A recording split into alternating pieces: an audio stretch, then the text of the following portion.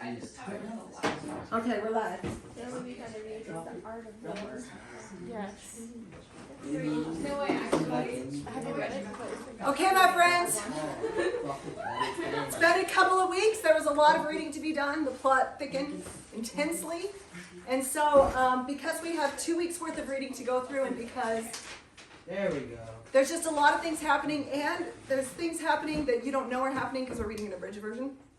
So we're going to try to go through and kind of review, make sure we filled in all the gaps of like why this is like this and that, and why this funny comment was made here, those kinds of things. So hopefully that will help you so that when you leave, you're like, okay, I'm back on track. And then the last 2 weeks of reading, there's way less complexity. Like it gets more like the first section of reading. Okay, so these 2 weeks were the two that like we're setting up so many characters, so many storylines, things that happened while Dantes was there, things that happened after he was gone, and it's a lot. So we will go through it today. So if it feels like a fire hose this week, I'm sorry. This is not the ideal way to teach this. Teaching how to class once a week is hard enough, but then now we're going to have 2 weeks in 1 day to go over. So anyway, if you ever have a comment that you want to make, just raise your hand nice and high. I'm happy to stop and talk, but it'll probably feel like we're blazing through it a little quicker this week. Yeah? Does anybody else find it kind of funny that he was making friends with his enemies that he wanted to take down? Why do you think that? Smart. I thought it was so sad. I was like, really? You're making friends with these people only to get revenge on them? Yeah. So it goes back to that. Keep your friends close and your enemies closer, kind of a strategy. A little bit. We're going to talk about this today, but Dantes' ultimate goal through all of this was to be able to have control of what was going to happen. And by befriending these people, it gave him a great amount of control as he becomes kind of an advisor for them, or, the power of suggestion gets a little off the rails here, as we will read and discuss today. Okay, so let's go through. This is what would have been week 3. We got weeks 3 and 4 this week. Okay, so this scene we open up at the Carnival of Rome, and we have our 2 friends that are here. But let's back up by talking about the Carnival of Rome. So the Carnival of Rome is a real carnival that takes place. Remember that Dumas kind of does a mixture. Okay, I can either see my screen or you guys. I can't see both. I'm old now. So this is a real thing that happens in Rome. So I thought it'd be interesting to just talk about kind of the history, because Dumas blends history with his story. Not always perfectly accurately. He didn't have Google or fact check things like that, so sometimes some things don't line up. But so this Carnival of Rome, it was originally a day to celebrate the god of Saturn in ancient Rome, back when Rome was a pagan city. That's where it came from. And then it was later adopted by the Catholic Church as a way to celebrate the days leading up to Lent. So Lent is like you give up something as a sacrifice to God, but in the days leading up to Lent, sometimes culturally, it's like, woo, let's party, Carnival in Brazil, that kind of a thing. So that's what this carnival was about. It would include activities and festivities such as wearing masks, lots of different kinds of games. There's a lot of drinking, races and parades. In fact, in modern times, the horse race was kind of the pinnacle of the event. Now, I say modern times as in last century, but not ancient Rome, like the times that this would. So this book takes place around maybe 1844, that period. And this horse race continued until 1874, when it was then banished by the king after there was an accident. There was a spectator who was killed. Wait, so the king was like one spectator and the whole thing's off. Yeah, doesn't that just seem like the typical... Honestly, I think that's kind of nice. Probably a safety concern, from then on. So anyway, the horse racing was officially discontinued. So now the carnival is mostly celebrated by school children and includes smaller activities such as your typical carnival food, puppet shows, that kind of thing. So you can still go. There's still parades and things. So anyway, this carnival still exists, but this is while it was still a rager, I guess you could say. Now in your book, you read about a game called Mocoletti. You remember that in there with the candles, which is an important part? Huh? I remember reading that word and not knowing what it meant. Not knowing what it meant. Well, we'll pause and now you'll know, okay? Mocoletti is a game that's played on the final night of the festival, where each person was given a short candle, and everyone tries to blow out the candle, their neighbors, while keeping theirs aflame. You guys probably played a similar game with balloons. Like you have a balloon tied to your foot and you're all trying to pop each other's while not having yours go out. So this is the game that they're playing when Albert, lays his eyes on a pretty young thing and gets a little infatuated with her, which leads to trouble, as it usually does. Albert goes missing. He's going to go and rendezvous with this young girl that he's met, but then he ends up going missing. Franz, his friend that he was there with, ends up going back to the house, and he's talking with the Duke. And this scene just cracks me up, because Franz is like, yeah, he's missing. I don't know, he's meeting some girl. Do you know where he went to? Asked the Duke. Not exactly, but I believe there was some question of a rendezvous. Good heavens, cried the Duke. It is a bad day, or rather night, to be out late, and the Tiber is very close to the Via Mocello. The Tiber would be the river that goes through Rome. So what's he suggesting here? He could have. It's an easy night for someone to go and kill someone, throw their body in the river, and never see them again, right? Oh. Franz felt a shudder run down his back when he observed that the Duke was as uneasy in his mind as he himself was. Okay. So where has Albert disappeared to? You guys remember? Captured by Robert. He's got caught up in the catacombs, right? So while this conversation's going on, Franz now receives a rather distressing letter from his friend, which reads, Dear Franz, imagine that you're getting this letter from someone after an AIM party. Directly receive this. Be good enough to take my letter of credit from my portfolio in the drawer, or in other words, like a letter of intent to pay, of the writing desk, and add yours to it should it not be enough. It is urgent that this sum of money should be sent to me without delay. I will say no more, for I count on you as you would count on me. Yours ever, Albert de Morcerf, and one of the greatest postscripts of all time. P.S. I now believe in Italian bandits. So things are going well. I love that part. And then, in addition to Albert's thing, we have an additional postscript from Luigi Vampa, who is the leader of these bandits. Beneath these lines, the following words were written in a strange hand. If the 4,000 piastres are not in my hand by 6 in the morning, Count Albert will have ceased to exist at 7 o'clock. Okay, so what actually happened to Albert? Got kidnapped? Did he meet up with a pretty girl? No. No. He was a guy. Yeah. 15-year-old dude. Yeah. He got taken in a little bit.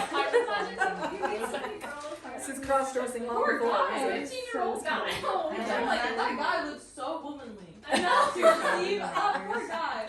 Wait, They're all He wearing was masks. dressed like a Yeah. woman, right? Yeah, though, I feel because, like he must have been dressed like he was. She was wearing a mask, right? And then there was one part where she like took off her mask and he was like, "Oh my gosh, she's so pretty." Yes. Was that the boy? No, Who was that? was the girl. Wait, who was What? it? That her is, name? well, we're going to cover that, but it's Teresa. It's the wife of Luigi. So he was kind of taken in a couple of different ways. The first time when he saw her face, it was Teresa, who, it mentions Teresa, but never mentions in this book that I saw that she's the wife of Luigi. And in cahoots, Yeah, I trying was to... kind of confused. I know. Yeah. That's why we're kind of go through the plot point by point today, especially, to fill in some gaps. So he sees her face; she's beautiful. That's actually Teresa. And then the person that he meets, who takes him into the carriage, which we have to. I know Hazel, right? We got to go over that quote. So he's taken in the carriage by this 15-year-old boy, with Luigi Vampa, who was disguised as the coachman. And like we said, it was his wife Teresa who arranged for the rendezvous. But instead of Teresa, it was one of the greatest names of all time, Beppo. Please keep this in mind when you're naming your children. Beppo, a lad of 15, who met Albert, and they rode off in a carriage together. Albert was successfully kidnapped before he even knew what was happening, and this quote is so great. When they were about 200 yards outside the gates, the Frenchman became somewhat too familiar. That would be Albert. So Beppo put a brace of pistols to his head. You can just imagine this boy.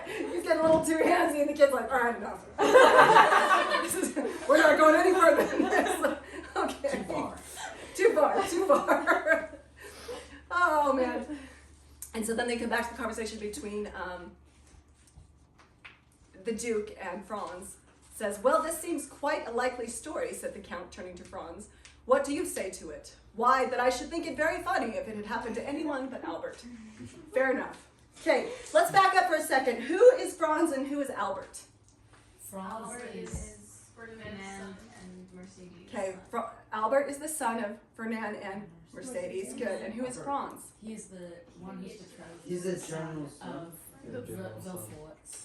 Yeah. Yeah. Villefort. You The guys are daughter doing of very, Is very he well. Villefort's son or he's engaged to Villefort's daughter? Yeah, He's the son of the engaged. general. He's Yeah, the son of the general general was girl killed that by his no dad killed. That Bill Ford's Ford's dad. dad. You might as well just grab my big guide. The one- I have this one, but there's a couple names on there, just to make sure I have it ready. Okay, good. So if you were not here last week, by the way, I posted this. This is kind of a guide to help you know, because as you're reading along, there's a lot of characters to keep track of. So we have this sheet, if you need it. Okay, so yes, Franz he's Franz Quisnel, son of General Quisnel, who, up to this point, we understand was assassinated by Nortia, Villefort's dad. Good. See, this is where it gets like complicated, where if you don't know who's who, you're gonna be like, wait, what is happening? I used my paper. I was reading. I was like, who's Albert? Who's How old is Albert? He's a young adult, I think, 16. Oh wait, really? I think somewhere between 16 to 18. 16 in the movie. Albert? Yeah, he's a young, just barely become an adult. Like Mercedes was like, I don't think we should let him go to the festival, and his father's like, no, it's fine. It's that age, so I don't know. For me, that's 18. Will's went camping in Goblin Valley last week with his buddies, and I was like, I don't know, and he was like, it's fine. And he went, and it was fine. So, at the age where the father's like, let him go, and the mother's like, I don't know. Whatever age that was back then. Okay. 23. So I imagine it was younger than it is now. So 16 to 18, somewhere in there. 4 years. So Albert has been kidnapped, and as we mentioned, he's been taken to the catacombs of Saint Sebastian. Again, a real place in Rome. This is one of the smaller catacombs in Italy, but that being said, it's still miles and miles and miles long. Massive, a place where it would be easy to hide and easy to get lost. Has anyone ever been in catacombs before of any type? What is it? It's just like Have a you? tomb? They're baby. There's so much concern that went through your face. The catacombs, just to make it clear if anyone didn't know, this is where in these large cities, and especially in ancient times, they would bury the dead. So there's, just in the walls, there's lots of skeletons in the walls and things, and you can go down now, most places in Europe, they still have catacombs to this day. And you can go down now and you can kind of walk and explore the catacombs to some degree. They don't have everything open to the public for obvious reasons, but so it's a creepy, dark, dank place, okay? Not a place where you want to be kidnapped by a bandit. Okay, let's take a second to talk about Albert's character because we're going to continue to watch him develop throughout the story, okay? This is a comment that the Count made to Albert, so this skips ahead a little bit. Albert gets saved by who? The Count of Monte Cristo, that Count, because there's Count Albert, but the Count of Monte Cristo comes, and he ends up saving him. How is he able to save him? Because he Money. did something Saved for the- Peppino. he saved Luigi. Saved He and Luigi have some previous relationship, of which we know very little, so I'm going to fill in some of the gaps for you here in a minute, okay? But then he's able to go and basically says the word, and Albert's released, okay? After Albert comes out, he's speaking to the Count, and the Count says to him, "Permit me to congratulate you on your admirable coolness and indifference in the face of danger." "Oh, tut tut," said Albert. "I tried to imagine I had had a quarrel resulting in a duel, and I wanted to show these bandits that though duels are fought in nearly every country of the world, it is only the French who fight with a smile on their lips." Okay? So, what is Albert like? What's his personality? Arrogant. Doesn't take Arrogant, maybe? seriously. He doesn't take what? Anything seriously. Anything too seriously. Like, his life was legitimately on the line, right? Yeah. And he's like, well, if I'm going to fight this guy, I'm going to show him Very with a naive, yeah. smile on my lips. Okay, naive, yes. Any other thoughts? I feel like he's really funny and like free-living, free-spirited. He is very much free-spirited, right? And Very much like- funny. Giving teenager vibes. Yeah, yes. This is 18th century French teenage vibes. Yeah. For sure. Back when you guys had to fight duels and like thought nothing of it, I guess. Don't do that now. I still do that. You still do that? In the stat home, does she challenge you to a duel, Jack? Where she's like, I'm insulted.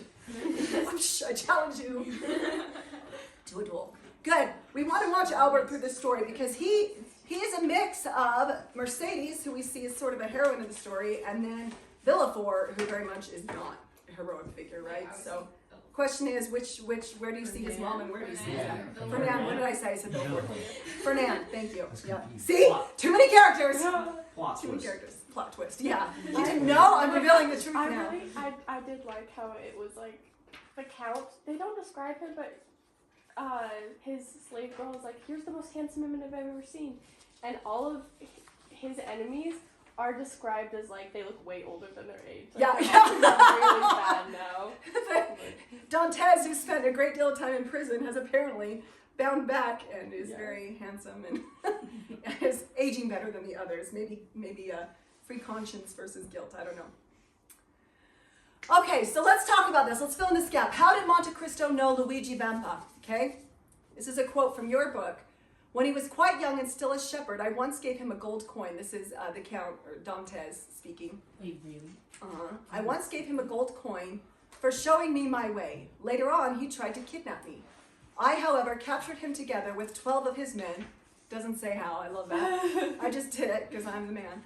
I could have delivered him up to Roman justice, not juice, which is somewhat expeditious, but I did not do so. I set him and his men free.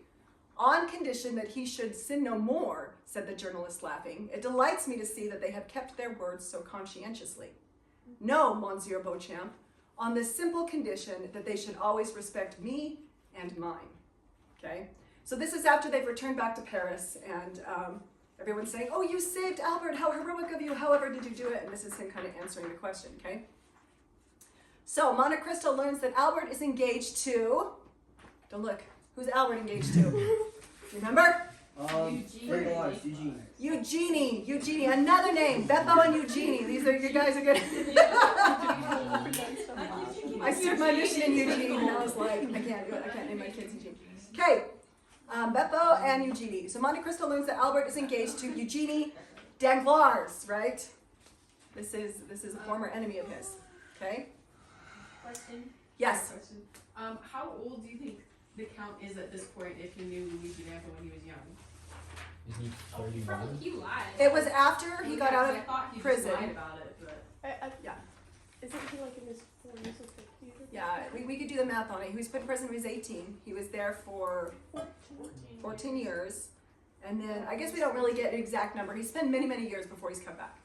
In fact, I Right. kind of edited some of that. He's had a lot of different disguises okay, and people so he's met. like when he was 18, he gave Luigi Vampa something. No, this happened after he's come back. So how many years has it been since he was back?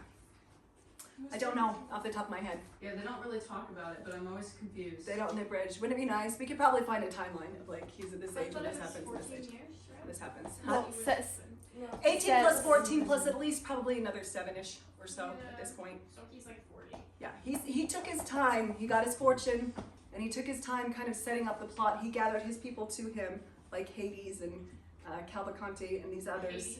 Well, so how old do you think Luigi Vampa is then? Probably like They 10 said he or was something like that, and he's then 20 or 19. yeah, he's like, They said he was like Yeah. 20 or 19. Luigi It could have happened last year for all I know. We don't get. He doesn't tell us that. He just says when he was quite young. So it may have been that. Yeah, I mean, you don't have to be very old to be a bandit. How old do you have to be the leader of bandits? I don't know. Luigi was 15 when he joined the bandits.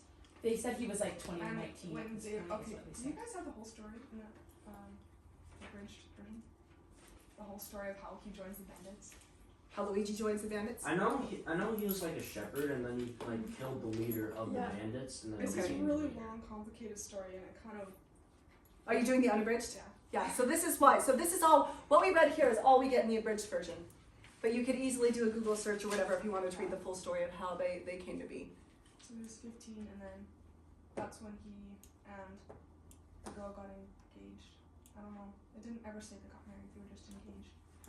And then they went and joined the bandits. To and so- Teresa, you mean Luigi's? Okay. Yeah, and the coin happened the year they got engaged. Right before he joined the bandits when he was 15. Okay. See, there's the difference between abridged and unabridged. Thank you. So that helps to kind of fill in that gap a little bit. Meanwhile, Dantes also learns that Maximilian's sister was able to marry Emmanuel Herbalt. So Maximilian's sister was Julie. This is the Morel family. Morel's the one who owned the boat back at the beginning of the book, the Pharaoh. Morel has since died, and Dantes Wait, left what? them. Morel died? Well, yeah, that was in the reading this week. yeah. I didn't catch He- that. We'll go over went it. to We'll his go house over and he it. was like, well, on his deathbed, he said, I know who sure saved me. It was Edmund Dantes. I missed that. I know, that's why we're going over everything, because there's so much going on, okay? Okay, so He lived to old age fast. and he died. Dantes left them the red silk purse and the jewel, which was for Julie's dowry, and she was able to then marry this Emmanuel about. That was the first thing that he did before he became Batman, right? We talked about that last week. Oh, Or 2 so weeks he ago. actually became Batman. Well, he's like, now that I've served justice to all the righteous, I now go to get revenge on the wicked, and that way we just call that his Batman moment. Monte Cristo also alludes to a slave of his, Hades, but mentions everybody around me is at liberty to leave me, and on leaving me will have no further need of me or anyone else. It may be that is the reason why they do not leave me. Okay, and we're going to talk more about Hades here in a moment. Okay. Mercedes and her portrait. This was an interesting moment in the book, so I wanted to take a second to talk about this. So Dantes goes and he visits Ferdinand, Albert, in their home, and he's drawn to this portrait of Mercedes. And this is what it says in your book. It says, "It was this portrait that first of all attracted the Count's attention, for he took 3 rapid steps across the room and suddenly stopped in front of it. It was the portrait of a young woman. She wore the picturesque costume of a Catalan fisherwoman. 'That,' said Albert, 'is my mother's portrait. Strange to say, but my father did not like it. The appearance of this portrait in the house is the only contention between my mother and father.'" Okay, so what are your thoughts? Why does Fernand hate this particular portrait of Mercedes? There's a boat Yeah. in the ocean behind, which alludes to what? Edmund. Yeah, it probably reminds him of when she was Edmund's, and so it makes him jealous. It reminds him of the past, which makes him jealous And guilty. and guilty, and he just doesn't even want, it just doesn't exist, right? He doesn't want to even think about it. So this portrait is one that she had made for him. He did not like it, so now it sits in Albert's room. Is in this picture, is that the prison? This is, so we don't have like the actual, this is Oh, just yeah, someone's this is- interpretation of it. I don't know. It could be. That would be an interesting, that would be a great reason for him to hate it, huh? Huh? Because that would be a great reason for him to hate it, because the prison's not far off of where they live, so it could be. Okay, so now Mercedes reacts to seeing Dantes for the first time. I'm sure you remember this, but let's go over from your book. As Monte Cristo turned around, he saw Mademoiselle de Morcerf, pale and motionless, on the threshold of the door, in other words, Mercedes. As Monte Cristo turned towards her, she let fall her arm, which for some reason she had been resting against the gilt doorpost. "Whatever ails you, madam," said the Count. "Perhaps the heat of this room is too much for you." "Are you ill, mother?" exclaimed the Viscount, rushing towards Mercedes. "No," she said. "It has upset me a little to see for the first time him without whose intervention we should now be in tears and mourning. Monsieur, it is to you that I owe my son's life, and I bless you for this kindness from the bottom of my heart." Okay. Did she So- kind of recognize him with that? Yeah, what are your thoughts? Why did she have this reaction when she saw him? She had to brace herself a little bit. She what? He was handsome, is that what Mercedes annoys me in this chapter. Does she? She's a little bit of like, I don't know, just like Killjoy kind of vibes. A killjoy. Stick it in Like, there. in comes the Count, he's all cool, he saved Albert's life, and she's over here like, So what's your theory? Why is she reacting this way? he probably reminds her of Edmund, and she's all upset because she married not Edmund. Okay, it could be it reminded her and she's maybe not 100% happy with her choice in the situation she was left in. Other thoughts?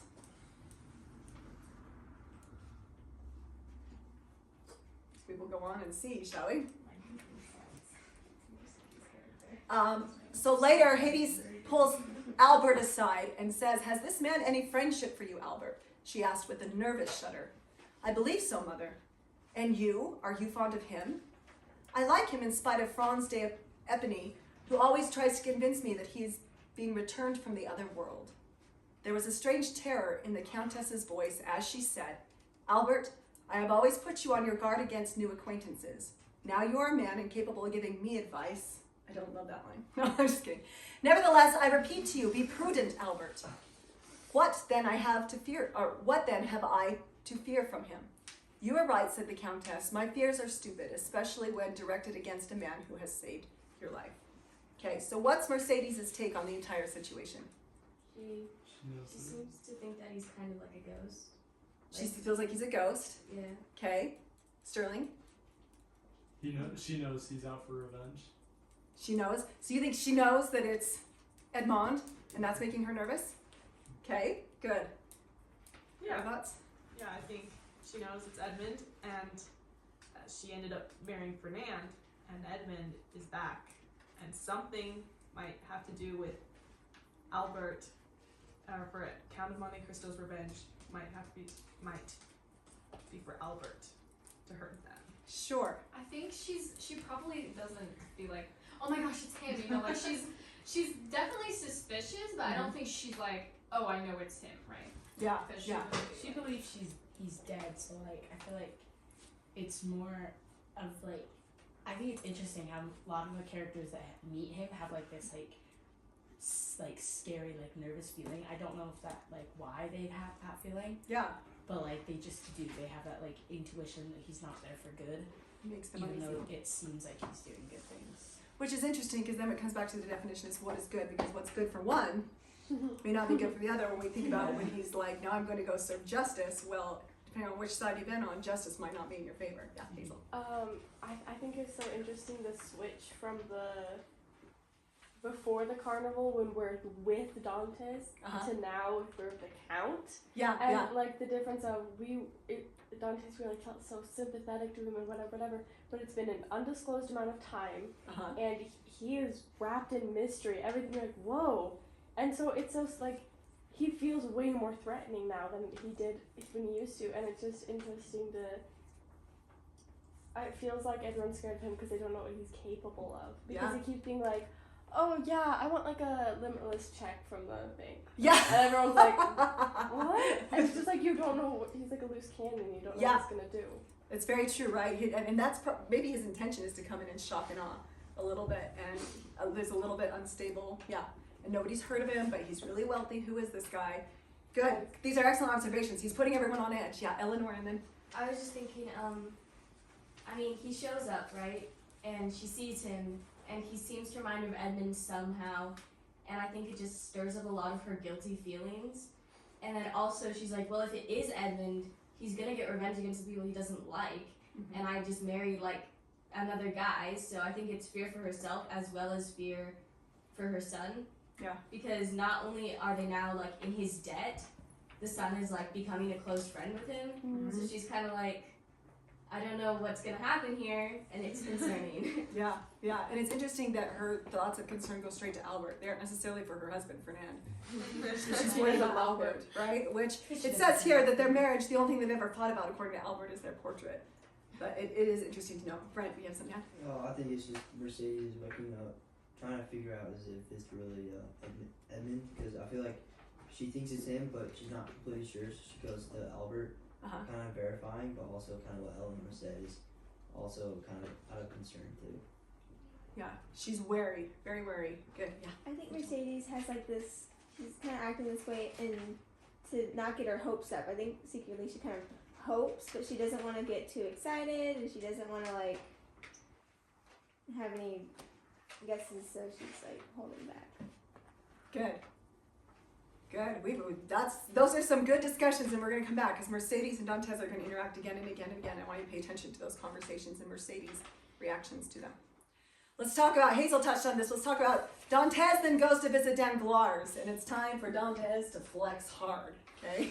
He's going into this guy who's really caused him a lot of grief. First of all, he pays double the price to buy Danglars' horses, but Danglars doesn't know that he's the one buying them, right? He has to open an account at Danglars' bank with an unlimited credit. Danglars counters by offering him credit for $1 million, saying, what more could, $1 million, like this is so generous, I'll give you $1 million credit. It's like having a credit card with $1 million on it, right? Like, and Dantes responds with, what should I do with $1 million, said the Count. Good heavens, I should not have opened an account for such a trifling sum. Why, I always carry $1 million in my pocketbook or my suitcase. So Dantes is trying to make Danglars feel small, and I think succeeds in this moment. So, any other thought about the dynamic that Dantes is trying to create here? Power. And I didn't believe that he had $1 million, and then he pulled out $1 million, and I was like, Yeah. Apparently that treasure was a lot more than I thought it was. Like when I read about it, I was like, this treasure seems like this tiny thing, but I guess it's bigger. Yeah. They say a box, I'm like, Massive treasure. Well, he only has like 13 million, I thought. yeah, 16. So how much is like, oh, I would carry that around my pocketbook, Well- and how much of that is he's trying to? If you think about it, again, there's a disclosed amount of time since he got the treasure. That's true. And that point, and there's so many ways to grow your money. Yeah. Like, He built into As we know, he understands the stocks, right? We're going to see that come into play later. That's a good point. And wouldn't it be way more money because of inflation? I keep imagining him like, okay, I'm just imagining him as a billionaire. So, because it's like, Yeah. he can't ever run out of money. Yeah, 13 million back then is way more than That's true. Yeah. was now, but they're talking about a million here, so. It's like owning Amazon and Twitter. He's wealthier than anyone ever has known, right? Like, he seems to be wealthier than kings and princes and any government leader at all. Okay, let's take a moment to talk about these dappled gray horses. This is so strategic. Oh, I love What he this did with story. this. Which, by the way, if you don't know, they are beautiful, beautiful horses, the dappled gray. So Dantes pulls up to the Danglars' home with the 2 horses that he bought fastened to his carriage. And Danglars' wife looks out the window, and what does she think about it? Who bought my horses? She didn't even know they'd been sold, right? Like, I had my servant go to the barn to get the horses ready, because Villefort's wife was going to borrow them. And they're gone, and then who shows up with the horses? I'm like, did Dantes know, like, did he have enough to know that's how this was going to go down? Did he know they were her horses? Did he know? I assume yes. That's why he's been doing reconnaissance for the last however many years. Okay. So her reaction to Mrs. Danglars to find out her horses have been sold is what? Angry? Yeah. She's not thankful for her. They're my dappled grays. Yeah. I paid good money for them. You could outpay me. Just imagine being like, oh my gosh, my most prized possessions have randomly been sold. Randomly been Or sold like- by my husband. It just brings about money and nothing else. Yeah. So let's hear into their relationship, which is complicated. So we were talking about Danglars did not know that Monte Cristo was the one who was going to buy the horses. How does Monte Cristo respond when the situation is brought up? How does he use this to his advantage? He offers to give them back. He offers to give them back. Good. Good. To the wife. Thus, how's the wife feeling about the Count of Monte Cristo right about now? Positive. He's just, wow, that was so gracious. Because he gives them back, right? He doesn't sell them back. He gives them back with an addition, right? Which we're going to read about here next. But He's such a sweetheart. he's such a sweetheart. If only my husband were a little more. Right.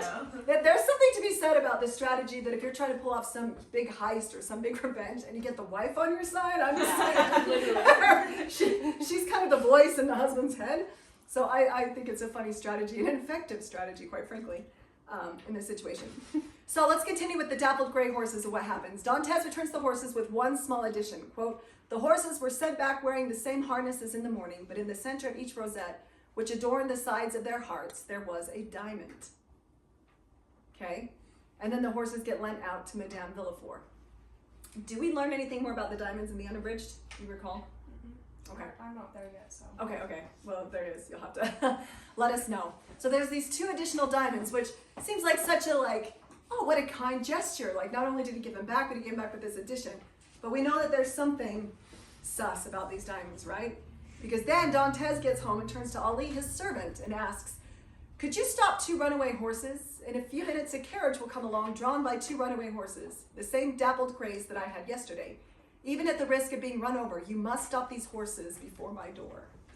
Okay, so he's pretty intense about it. So what do we think? What's the connection here between these diamonds and the fact that, how does he know? Dang it. He knows there's something. I don't know what. I was like, could be, maybe there's something that spikes it, or I have no idea. It's just very. Steal the diamonds, and so there's nothing holding them together. Could be, yeah, it could be that the rain, something's wrong, but he sabotaged something, knowing that these horses were going to be lent to who that evening?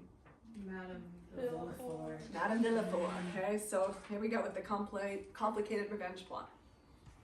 And then Ollie's just like this superhero. Just off in this runaway carriage. He's got a little bit of omniscience about him. Like, he seems to always know what people are thinking and what they're about to do, and he's one step ahead of them, right? So the carriage does, in fact, run away. Ali is miraculously able to stop the carriage.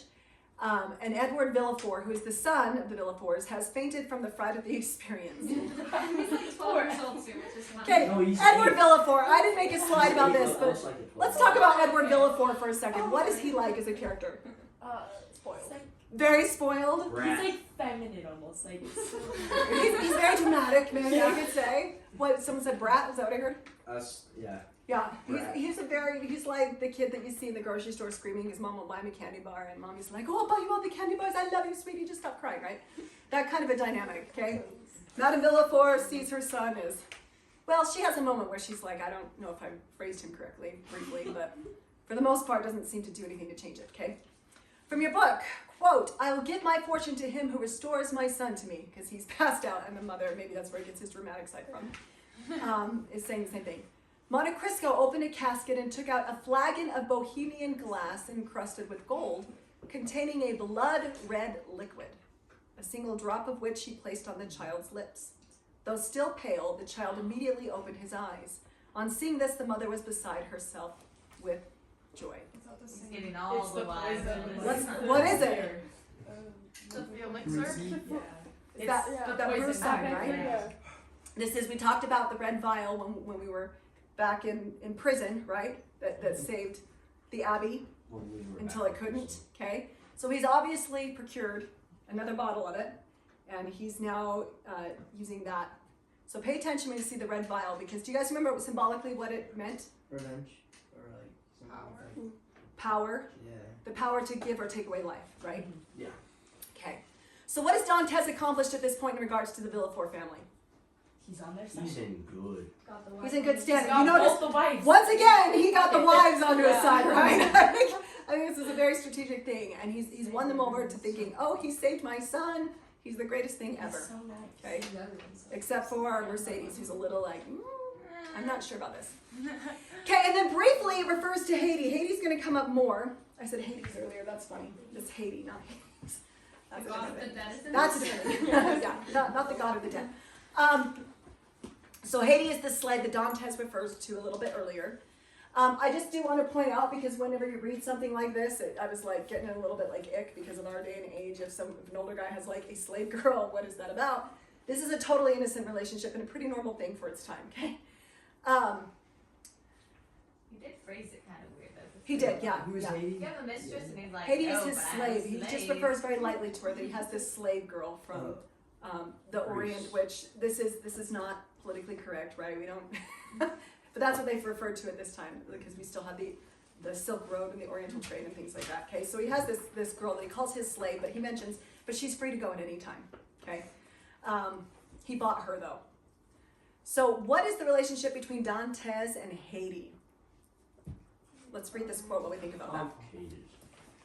He tells her, rest assured, my daughter, I will not permit your youth to be lost, for I love you as a father, I love you as my child. Which Haiti responds, you are mistaken, my lord. I did not love my father as I love you. The love I bear you is quite different. My father is dead, yet I am not dead, whereas if you die, I die. Okay, so how does Dantes see Haiti? As an innocent child. As an innocent child, as his daughter. How does Haiti see Dantes? Very Again, to our day and age, this is a little ick, maybe. I mean, But good it's been for- pretty good for innocent, I think. Dantes for not like giving in, I guess.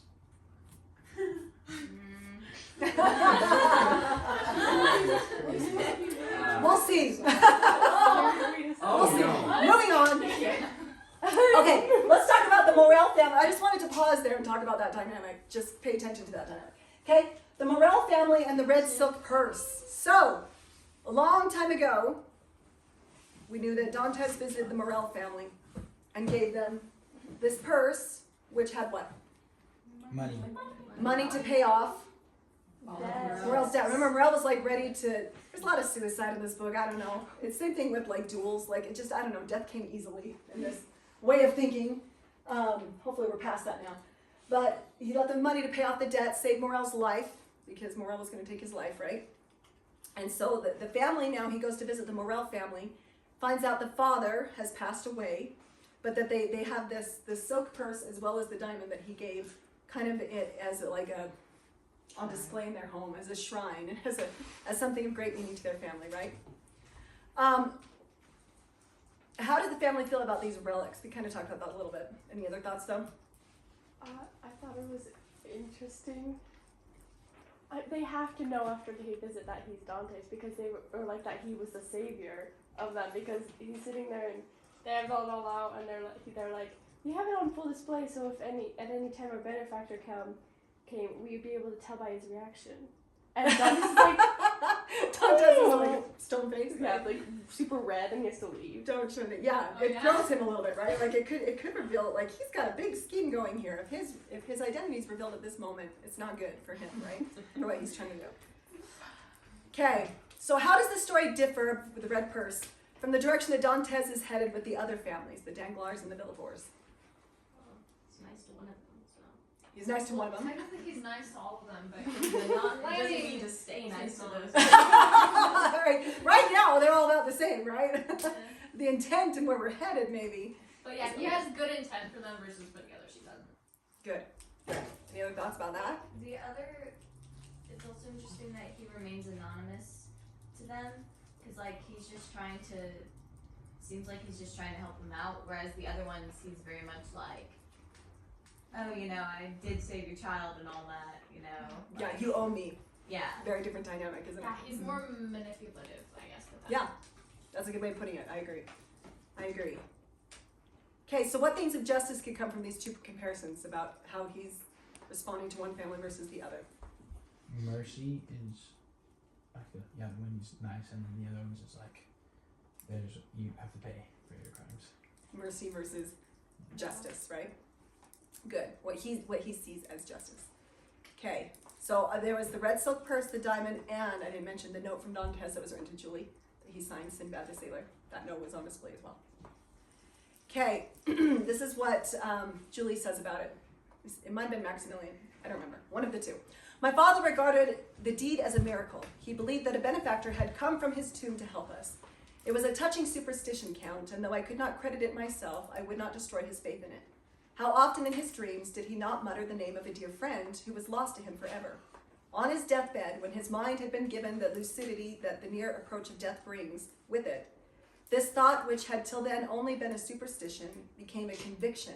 The last words he spoke were, Maximilian, it was Edmond Dantes. Okay, so it was Maximilian speaking here. Okay. All right. Whew. We're going to start playing fast. Okay.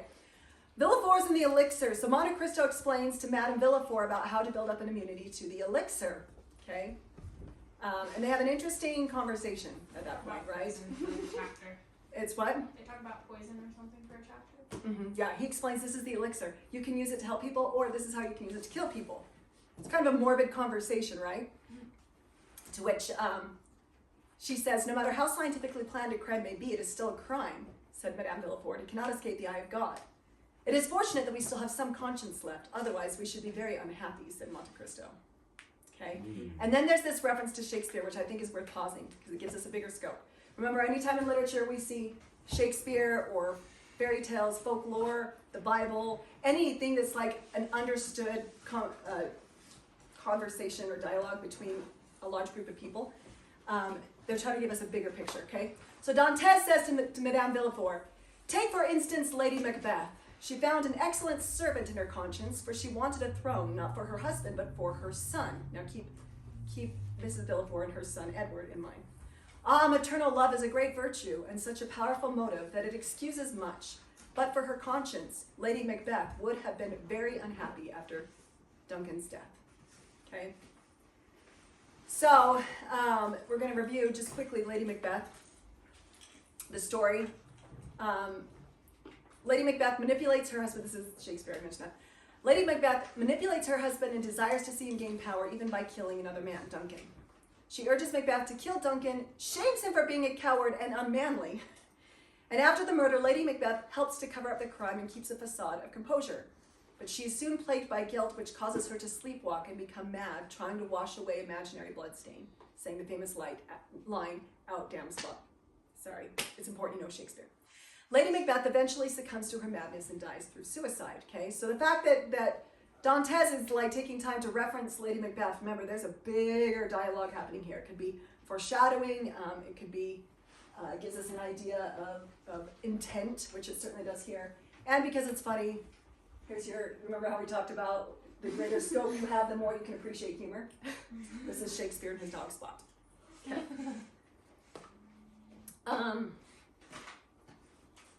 So yeah, then we talked about the elixir. I want to point out this one in bold. So he tells her, only remember one thing. In small doses, it is a remedy. In large doses, it is a poison.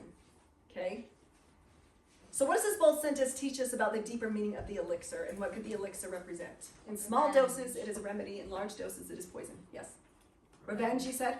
Yeah. Good. I feel like it's saying that Dante's needed to come back and be able to defend himself and his own, but it could be talked about how he can go a little crazy with it. Yeah. A little is good, a lot, things get out of control. Yeah. And I just feels like foreshadowing of like even at the end of the line, he's like, "I'll say no more." It's almost as if I was advising. It's almost like I'm telling you what you should do. Yeah. Good catch on that. That was such a. It just makes me laugh so much because it is like, and then he gives her some. He like sends and her here's some, a gift of and, this bottle that yeah. allows you to keep or kill. Yeah, and it's like here, like it's for your sleeping or it's for help, whatever. Mm-hmm. But it's tasteless in wine and all Yeah, the other yeah. things. Yeah, that's an important thing to say. He's like, if you put it, no one would ever know if you put it in their wine. They wouldn't even be able to taste it. Yeah. It's highly sus, right? Okay. There's also another reference, I want to go through this quickly, but to the sower where he walks away and he says, "Here is fruitful soil," he said to himself as he went away. "I'm convinced that the seed I have sown has not fallen on barren ground," meaning the idea that he's planted into Mrs. Villefort's mind has been received. We'll see. Okay, so now we're going to go to our next week with our last 30 minutes. Okay. Wait. No tear. Never mind. No. No tear would make sense. I didn't think that happened. It was like a kiss on the hand through a wall. Oh yeah. Oh, this? They don't just. I just thought I'd spice it up for you guys today. Okay. Maximilian and Valentine de Villefort are secretly in love, but Valentine is engaged to Franz de Quesnel, but doesn't love him. Eugenie Danglars is engaged to Albert de Morcerf, but doesn't love him. He also doesn't love her. Madame de Villefort is concerned about who Valentine marries because she is Valentine's mother. She's her stepmother, right? Wait, so hang she's, on. What? Mrs. Villefort, Madame Villefort, is Valentine's stepmother. Okay. It's not her mother. Okay. Villefort is her father, but her mother died shortly after giving birth. Okay. So, who do you think Mrs. Villefort, is looking out for? Is it Valentine? Edward. Okay. So she's concerned about who Valentine's going to marry because it will impact Edward's inheritance. Okay. This quote from the book: "It is not for herself that she wants the money, it is for her son. And what you consider a vice is almost a virtue from the point of view of maternal love." Okay. So now Maximilian decides he wants to speak to the Count about their predicament because he feels like Monte Cristo is looking out for him, which good instincts he is. Because he's a Morel. Oh yeah, Okay. this guy. Yeah, let's talk about the old guy, Noirtier de Villefort, okay? He is old in a wheelchair, can only see and hear, Is that the guy who killed the general? and he communicates with his eyes. Yes, this is the one who started it all, okay? This is the man who, when Villefort got the letter, he went, uh-oh, and heard sent Dantes to prison so that no one would know about what Noirtier did. Which, by the way, we got to the letter this week. Did you guys catch that? We now know what was in the letter, and we're going to talk about that today. Okay. So good. It's okay. That's why we're going through it. There's a lot of things happening. I just want to make sure we caught all the big moments, okay? So a Noirtier, I'll say Noirtier instead of Villefort, can only communicate with his eyes by scanning over a dictionary, right? The only ones who know how to speak with Noirtier are Villefort, Valentine, and an old servant, which becomes important. Noirtier is Valentine's paternal grandfather, and the man who started it all, like we said. Therefore, he does not want Valentine to marry Franz Quesnel. Why? Because he murdered his father. Because he had something to do with the death of his father, right? And we're going to find out what that was today. Also, it's something to do with like he truly loves Valentine and wants. Yeah, he wants to be happy, and he's like, emotionally. you don't love this guy. He doesn't love you. So then Villefort, who can't speak, asks for a notary to come. Okay. The notary comes, and Villefort writes sort of a last will and testament. And he says he does not want to leave his fortune, which is large, to Valentine, Edward, or his son, and that if Valentine marries Franz, her grandfather will donate the entire fortune to charity. Now here's Villefort thinking, this is my daughter's inheritance. Does he care? No. Quote, "I am quite resigned. These 900,000 francs will pass from the family to enrich some hospital, but I shall not yield to the whims of an old man, and I shall therefore act according to the dictates of my conscience. So what's this sort of power play and dynamic that exists between Villefort and his father Nortier? Not a good one. They're kind of competitive, I'm guessing. And also he feels, I bet that if I was Villefort, I would be like, I've like protected this guy, literally sent some guy to jail for you. This is not good, you're disrespecting me, I've cared for you, and so I'm not gonna pander That's to not your why he put friends. Edmund to jail. In jail. To protect He well, wanted yeah, Was to it to cover protect his himself. father, or Yeah. was it to protect himself. protect Well, himself? like his father was the reason, like the problem. But he did. I mean, protecting his father. Too. honestly, I would use that as a reason to be mad at him, but I would. It's not the reason why I wouldn't like save him. Like if I was Villefort, I'd be like, I saved you, but also it was for me. But we don't talk about that. We don't talk about Villefort's most important thing is what? Himself and is it the money? Is that what he cares about the most? The honor. He cares about that this secret never gets out. I need this old man to die, right? Because to this point, still things are a little bit more stable politically. But having his father, who was a known Bonapartiste, still not great for him. Go ahead, Hazel. I think Villefort just feels like his father's always undermining him. When he was younger and he was like, all the conflicts of like he's hiding what his father's doing, and he's like, he talks about that like, oh my gosh, all my problems are from you. And then now, it's like, it's my daughter and I'll marry her who I want. And I'm repairing this relationship and I'm doing what I want, whatever, with no regard for the daughter or for anything except, he's like, yeah, he wants the power in his own life. Villefort's always looked out for number one, right? Good. Another way you can think about this dynamic is today's political world's a little bit contentious, maybe. And you've got the father who is very much one side and the son who's very much the other side. Just play with that in your brain and maybe you'll understand some of that too. Okay. All right, the telegraph. So how does Dantes go after Danglars? Next. What does he do to his stocks? You guys catch this? Oh, doesn't he lose money? Yeah. He loses Yeah, money. Danglars loses a large sum of money in the stock market. How? How does Dantes manipulate that? Did anybody catch it?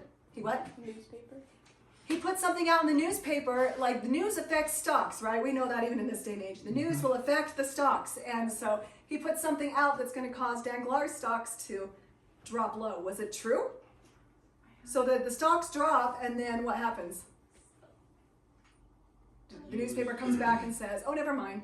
Just kidding. But the stocks don't just like magically repair all the way, right? They came up a little bit, but not all the way back up. So he lost a large sum of money in the process, okay? And he somehow blames his wife for it because his wife somehow has like this like superstition of what's going to happen, and it's like Danglars looking to his wife for like lottery numbers, and then somehow gets the right ones. I read in the simplified version online that Danglars sends a fake telegraph, and Mrs. Danglars is secretly in love with this guy who secretly knows about this telegraph that's fake, but they love each other, right? And so some Debray guy is like, Mrs. Danglars, you gotta get rid of all your Spanish estates and stuff because this is happening. I heard it on the telegraph. She's like, okay. So she gets rid of them, and then it's all fake. And it was because of Miss Danglars who trusted the person she actually loves.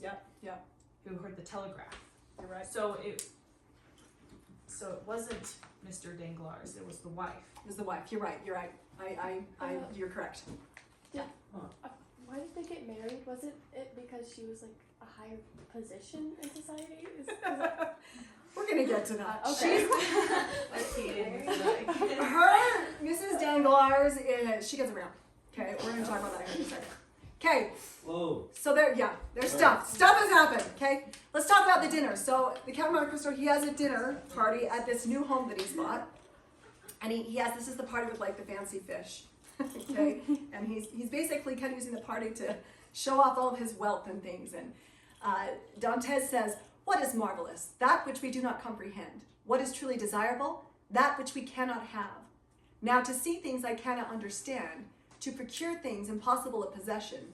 Such is the plan of my life. I can realize it by two means, money and will. Okay, so what does Dantes mean here about money and will? And how is he using money and will to create what he calls here the impossible?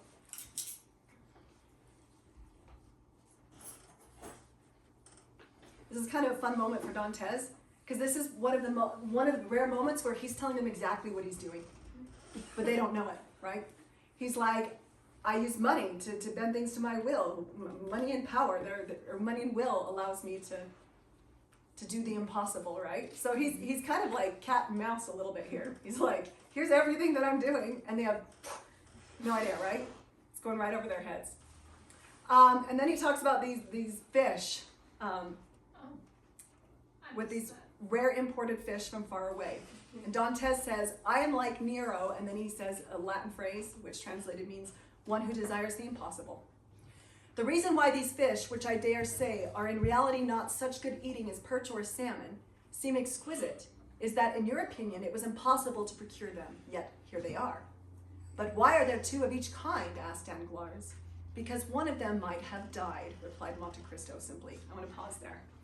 Why is that a significant moment? Danglars is like, why are there two fish? And he looks and says, because one of them might have died. He's playing with him here. What's he saying? Like how he thought Edmund died.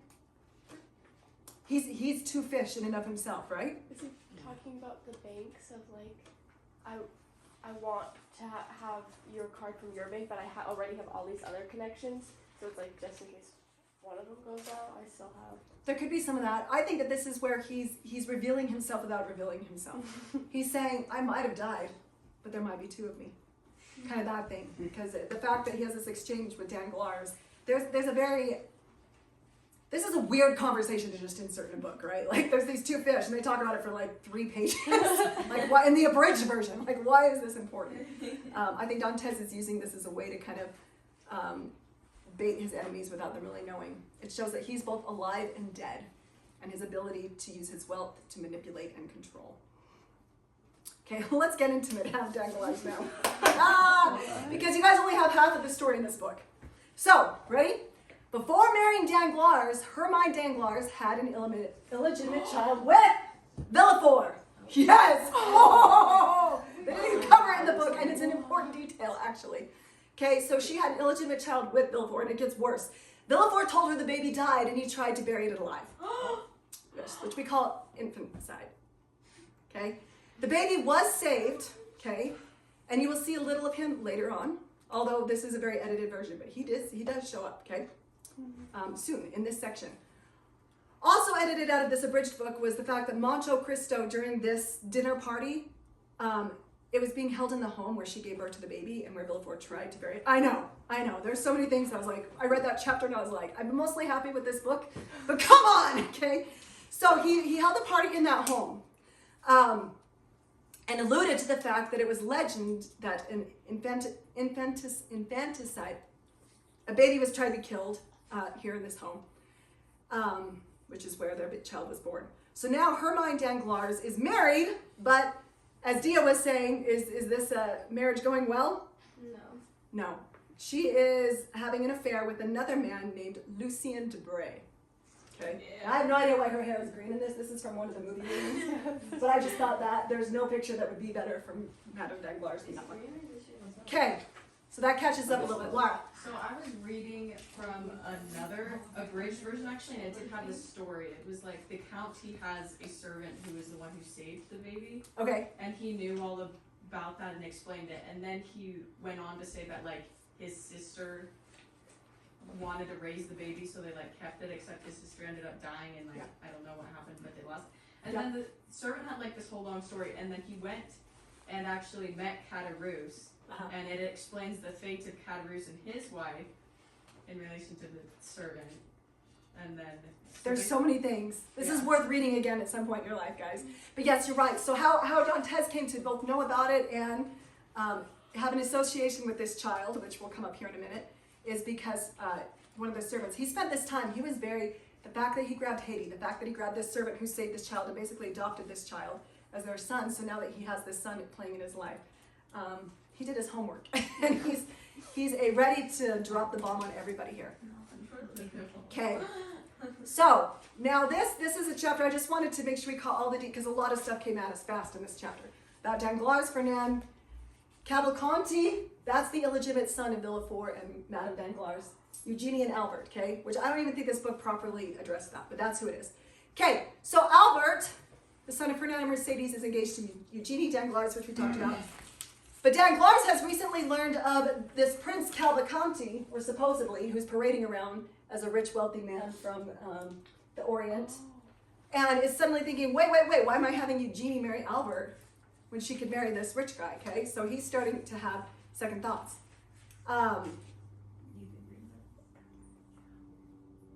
And then Dantes recommends that Danglars looks into the role of Fernand and the part that he may have played in the history of the Ali Debelin affair, okay? So Danglars is looking for a way to break off the engagement between his daughter and Albert. And so Dantes is like, well, if you need an excuse to break it off, maybe send someone to go and find out what Fernand may have had to do with this Ali. Which we'll go over that history in a second. So, the catch. Andrea Cavalcanti is not what he says he is. He's in fact the illegitimate son of Hermine Danglars and Villefort. Like Dantes, he is seeking revenge against his father who tried to murder him as an infant. Okay, Villefort tried to bury him alive. The kid has got feelings about this, okay? And now Dantes and Cavalcanti are working together.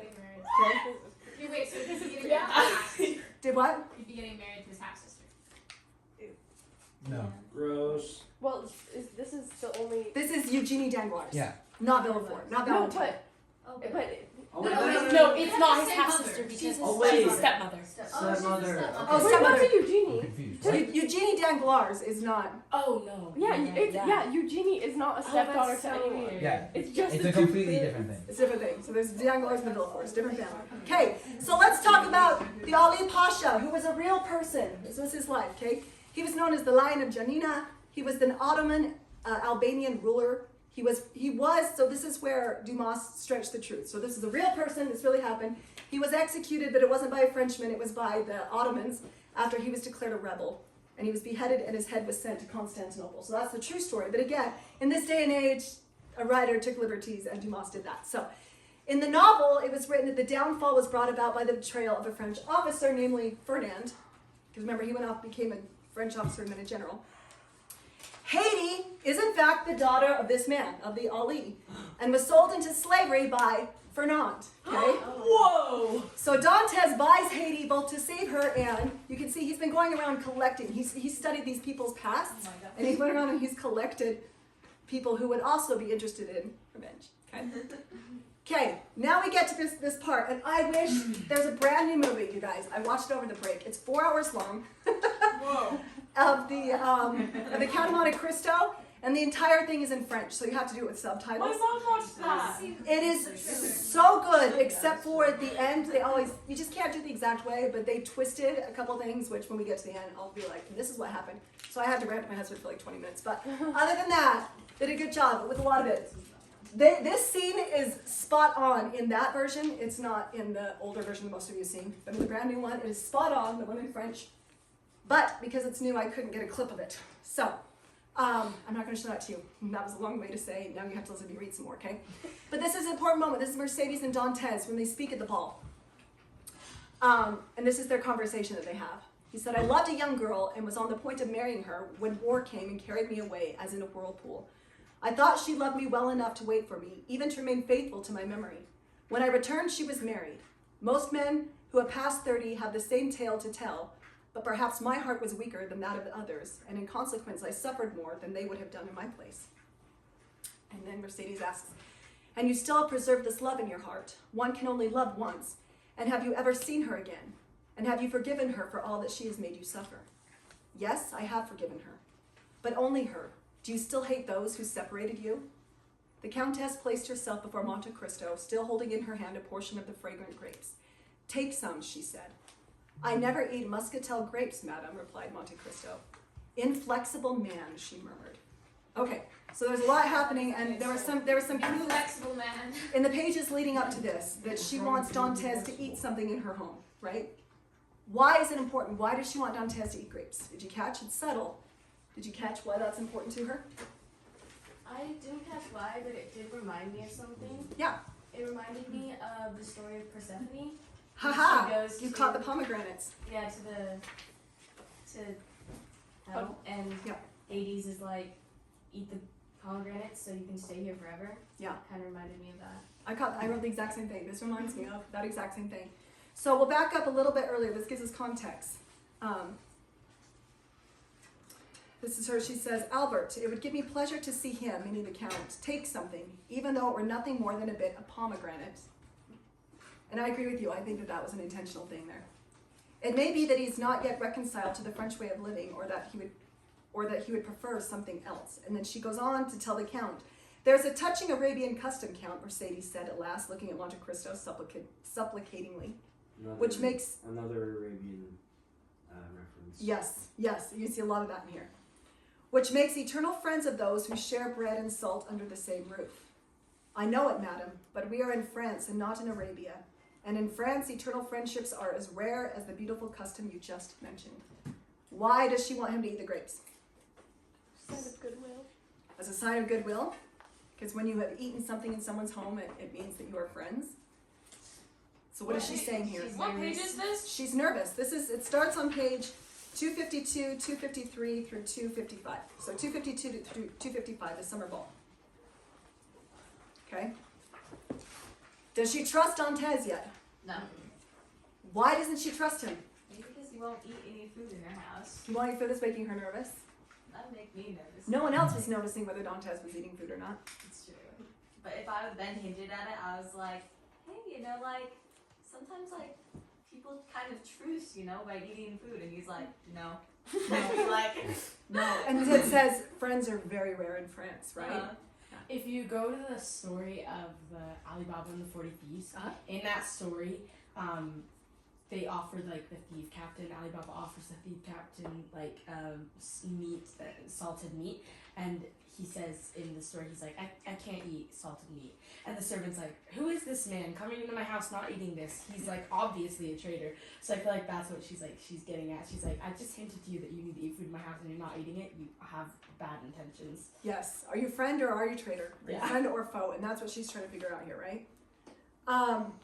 Whether she knows who he is fully or whether he makes her nervous, you can decide. I have my own theory, but you can decide. Okay. Any other thoughts before we move on?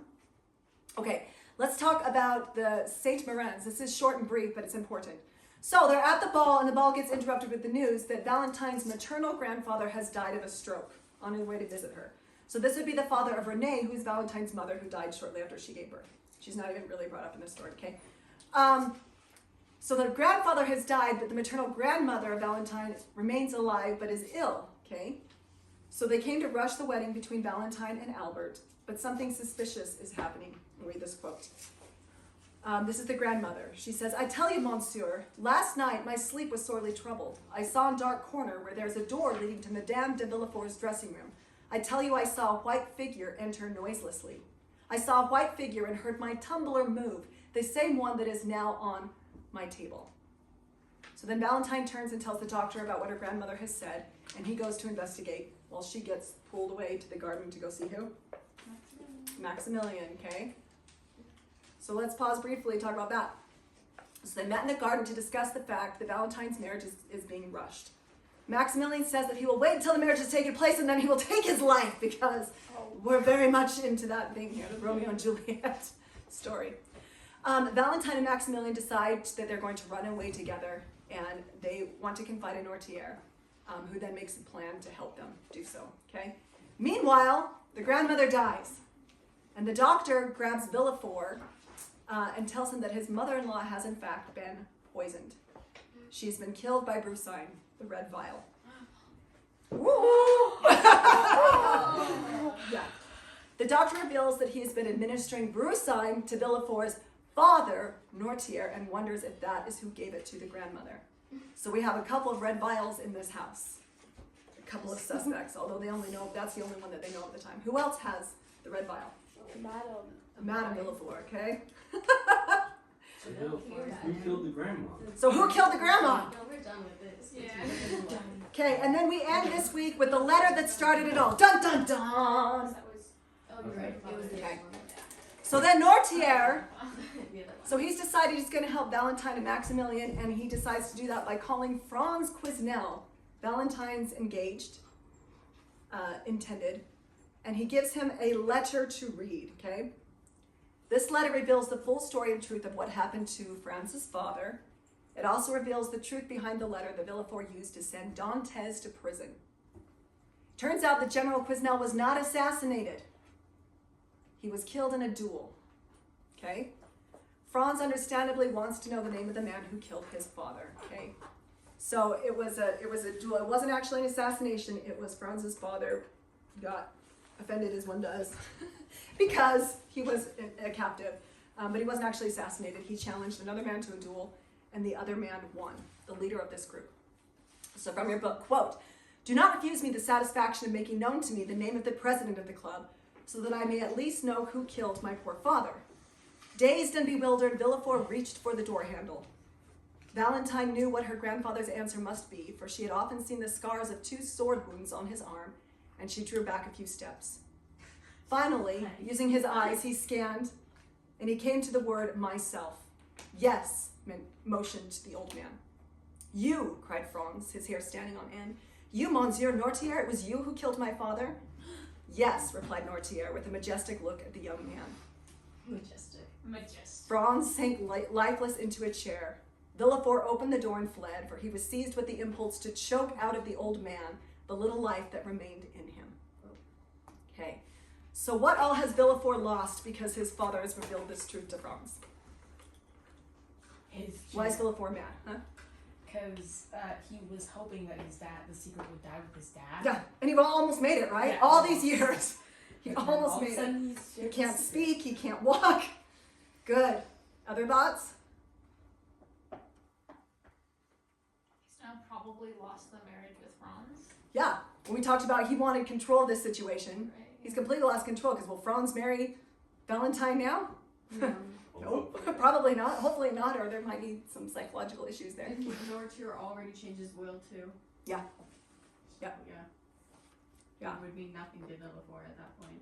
So this was the ultimate, talking about the power struggle between Nortier and Villefort, this was the ultimate hammer blow. Yeah. In one stroke, Valentine and Nortier got everything they wanted, and Villefort has lost everything that he was working towards. And that's where we leave off, my friends, to continue the saga. I think we have 2 more weeks to finish this book. Like I said, that is also, you can breathe a little easier. That is the complex part of the book. If from here on out, it gets a little bit more straightforward, and you should be more familiar with who all the characters are. Anyway, enjoy. We will see you next week. I did post, those of you who are going to be not graduating and are interested in taking this class next year, I'm putting together our book list for next year. If there is a book that you would like to request for us to do in this class, I'm no guarantees. We're looking for classic literature, good book discussion, that kind of a thing. So you can suggest anything you want, okay? Just let me know. All right, guys. Enjoy. Oh, it got hot here. I just noticed. Oh, and I have papers for Savannah and Dia.